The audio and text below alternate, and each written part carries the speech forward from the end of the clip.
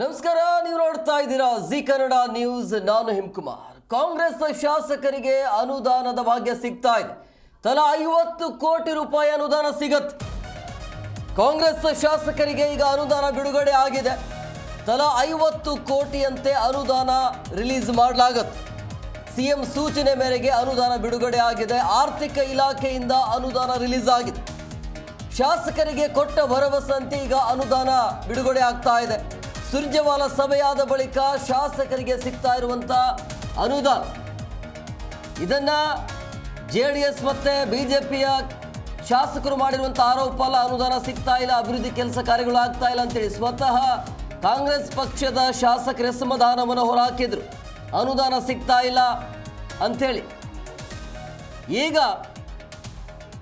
ಯಾವಾಗ ಸುರ್ಜೇವಾಲಾ ಅವರು ಶಾಸಕರ ಜೊತೆ 1-to-1 ಸಭೆ ಮಾಡಿದ್ರಲ್ಲ, ಅಲ್ಲಿ ಅವರ ಬೇಡಿಕೆಗಳನ್ನು ಇಟ್ಟಿದ್ರು. ಆ ಬೇಡಿಕೆಯ ತಕ್ಕಂತೆ ಈಗ ಶಾಸಕರಿಗೆ ಅನುದಾನ ರಿಲೀಸ್ ಆಗ್ತಾ ಇದೆ.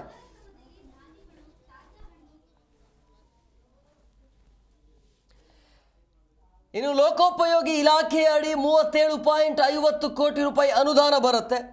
ಇತರ ಇಲಾಖೆ ಕಾಮಗಾರಿಗಳಿಗೆ 12.50 ಕೋಟಿ ಹಣ ಸಿಗತ್ತೆ. 50 ಕೋಟಿ ಅನುದಾನ ಬಿಡುಗಡೆಗೆ ಈಗ ಸಿಎಂ ಕೂಡ ಗ್ರೀನ್ ಸಿಗ್ನಲ್ ಕೊಟ್ಟಿದ್ದಾರೆ. ಲೋಕೋಪಯೋಗಿ ಇಲಾಖೆಯಡಿ 37.50 ಕೋಟಿ ಅಂದರೆ 37.5 ಕೋಟಿ. ಇನ್ನು ಇತರೆ ಇಲಾಖೆ ಕಾಮಗಾರಿ ಅಂದರೆ ಇತರೆ ಅಂದರೆ ಶಾಸಕರ ವಿವೇಚನೆಗೆ ಬಿಟ್ಟಿರುವಂಥ ವಿಚಾರ ಅಂತ ಹೇಳಲಾಗುತ್ತೆ. ಅಂದರೆ ಅವರು ಆ ಫಂಡನ್ನು ಎಲ್ಲಿ ಬೇಕಲ್ಲೂ ಕೂಡ ಬಳಸಬಹುದು. ಅಂದರೆ ತಲೆ ಇದ್ದವರು ಅಭಿವೃದ್ಧಿಗೆ ಬಳಸ್ತಾರೆ, ಇನ್ನು ಎಲ್ಲೆಲ್ಲಿ ಬಳಸ್ತಾರೋ ಗೊತ್ತಿಲ್ಲ. ಸೊ 50 ಕೋಟಿ ಅನುದಾನ ಬಿಡುಗಡೆಗೆ ಈಗ ಸಿಎಂ ಸಿದ್ದರಾಮಯ್ಯ ಗ್ರೀನ್ ಸಿಗ್ನಲ್ ಕೊಟ್ಟಿದ್ದಾರೆ. ಜುಲೈ 30ರಿಂದ 31 ಅಂದರೆ 2 ದಿನಗಳ ಕಾಲ ಶಾಸಕರ ಜೊತೆ ಸಭೆ ಮಾಡೋದಕ್ಕೆ ತೀರ್ಮಾನ ಕೂಡ ಆಗಿದೆ. ಈ ಬಗ್ಗೆ ಮತ್ತಷ್ಟು ಮಾಹಿತಿ ನೀಡ್ತಾರೆ ನಮ್ಮ ಪ್ರತಿನಿಧಿ ರಾಜಪ್ಪ. ಫೋನ್ ಸಂಪರ್ಕದಲ್ಲಿದ್ದಾರೆ. ರಾಜಪ್ಪ, ಈಗ ಶಾಸಕರ ಅಂದರೆ ಅಸಮಾಧಾನ ಇತ್ತು, ಸರಿಯಾದ ರೀತಿಯಲ್ಲಿ ಅನುದಾನ ಸಿಗ್ತಾ ಇಲ್ಲ ಅಂತೇಳಿ. ಕೊನೆಗೂ ಕೂಡ ಈಗ ಅವರ ಬೇಡಿಕೆ ತಕ್ಕಂತೆ ಶಾಸಕರಿಗೆ 50 ಕೋಟಿ ಈಗ ರಿಲೀಸ್ ಆಗ್ತಾ ಇರುವಂಥದ್ದು. ಇನ್ಮೇಲೆ ಎಲ್ಲವೂ ಕೂಡ ಸರಿ ಹೋಗುತ್ತೆ ಹೇಗೆ?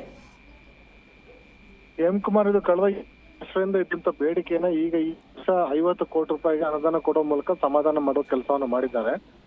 ಶಾಸಕರು ತಮ್ಮ ತಮ್ಮ ತಮ್ಮ ಕ್ಷೇತ್ರಗಳಲ್ಲಿ ಅಭಿವೃದ್ಧಿ ಕೆಲಸ ಆಗ್ತಾ ಇಲ್ಲ, ಹಾಗಾಗಿ ನಮ್ಗೆ ವಿಶೇಷ ಅನುದಾನ ಬೇಕು ಅಂತ ಡಿಮ್ಯಾಂಡ್ ಅನ್ನು ಇಟ್ಟು ಕಳೆದ 2 ವರ್ಷದಿಂದ ಅಭಿವೃದ್ಧಿ ಕೆಲಸಗಳು ಆಗ್ತಾ ಇಲ್ಲ ಒಂದು ಡಿಮ್ಯಾಂಡ್ ಅನ್ನು ಸಹ ಸಾಕಷ್ಟು ಬಾರಿ ಬೇರೆ ಬೇರೆ ಸಂದರ್ಭದಲ್ಲಿ ವಿಶೇಷವಾಗಿ ಶಾಸಕಾಂಗ ಪಕ್ಷ ಸಭೆಯಲ್ಲಿ CLP ಸಭೆಯಲ್ಲಿ ಈ ಚರ್ಚೆಯನ್ನು ರೈಸ್ ಮಾಡಿದ್ರು.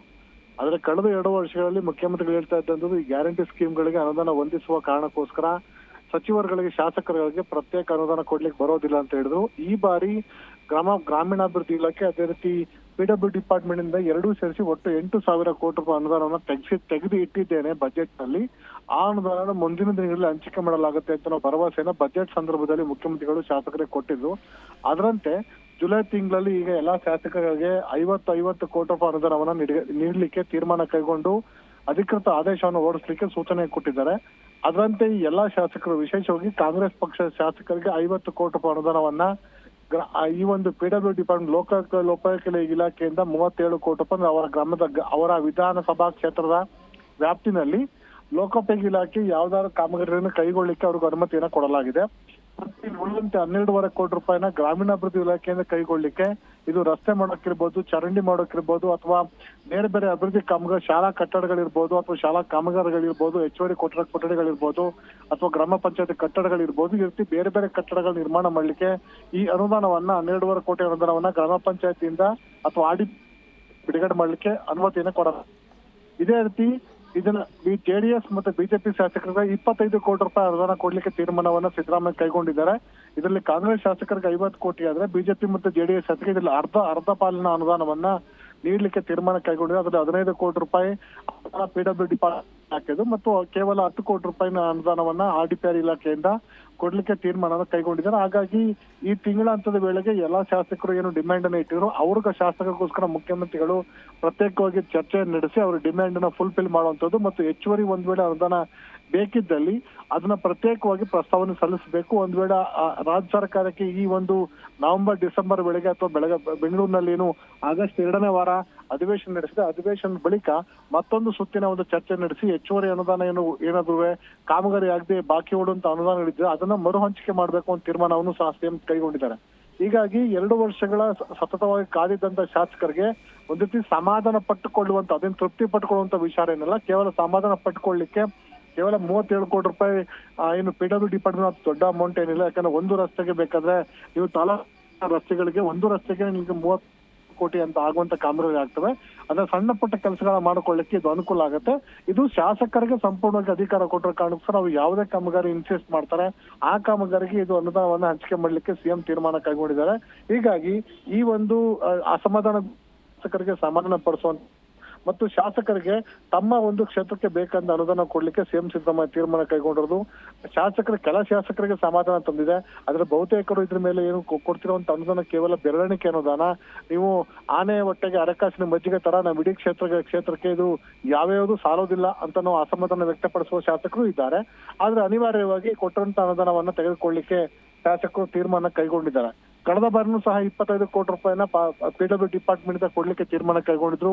ಆದ್ರೆ ತುಂಬಾ ಜನ ಶಾಸಕರು ತಮ್ಮ ಕ್ಷೇತ್ರದಲ್ಲಿ ಈ ಒಂದು ಸಣ್ಣ ಅಮೌಂಟ್ ನಲ್ಲಿ ನಾವು ಬೃಹತ್ ಕಾಮಗಾರಿಗಳನ್ನ ಅಥವಾ ಮೇಜರ್ ವರ್ಕ್ ನ ತೆಗೆದುಕೊಳ್ಳಿಕ್ಕೆ ಬರೋದಿಲ್ಲ ಅಂತ ತುಂಬಾ ಜನ ಕ್ರಿಯಾ ಯೋಜನೆಯನ್ನ ಸರ್ಕಾರಕ್ಕೆ ಸಲ್ಲಿಕೆ ಮಾಡಿರಲಿಲ್ಲ. ಈ ರೀತಿ ಸಮಸ್ಯೆಗಳು ಸಹ ಉದ್ಭವಿಸಿದೆ. ಹಾಗಾಗಿ ಈಗ ಕೊಟ್ಟಿರುವಂತ ಅನುದಾನವನ್ನ ಶಾಸಕರು ಯಾವ ಮಟ್ಟಕ್ಕೆ ಬಳಸ್ತಾರ ಅಥವಾ ಅದಕ್ಕೆ ಹೆಚ್ಚುವರಿಗೆ ಅನುದಾನ ಕೊಡ್ತೇವೆ, ಈಗ ಕಾಮಗಾರಿ ಕೈಗೊಳ್ಳಿ ಅಂತ ಸೂಚನೆ ಕೊಡ್ತಾರ ಅನ್ನೋದನ್ನ ಕಾದ್ ನೋಡ್ಬೇಕು. ಮತ್ತು ಶಾಸಕರಿಗೆ ಮುಖ್ಯಮಂತ್ರಿಗಳ ಅವರ PS ಅವ್ರಿಗೆ ಏನು ಆಪ್ತ ಕಾರ್ಯದರ್ಶಿಗಳಿಗೆ ಆ ಕಚೇರಿನಲ್ಲಿ ಈ ಎಲ್ಲಾ ಶಾಸಕರು ಬಂದು ಲೆಟರ್ ಗೆ ಸಹಿ ಹಾಕಿ ಈಗ ಕೊಟ್ಟಿರೋ ಅನುದಾನವನ್ನ ನಾನು ತೆಗೆದುಕೊಂಡಿದ್ದೇನೆ ಅಥವಾ ಸ್ವೀಕರಿಸಿದ್ದೇನೆ, ನಮ್ಮ ಕ್ರಿಯಾ ಯೋಜನೆ ಇಷ್ಟಿದೆ ಅಂತ ಅವ್ರಿಗೆ ಸಬ್ಮಿಷನ್ ಮಾಡಿ ನಂತರ ಪತ್ರವನ್ನು ತೆಗೆದುಕೊಂಡು ಹೋಗ್ಬೇಕಾಗತ್ತೆ.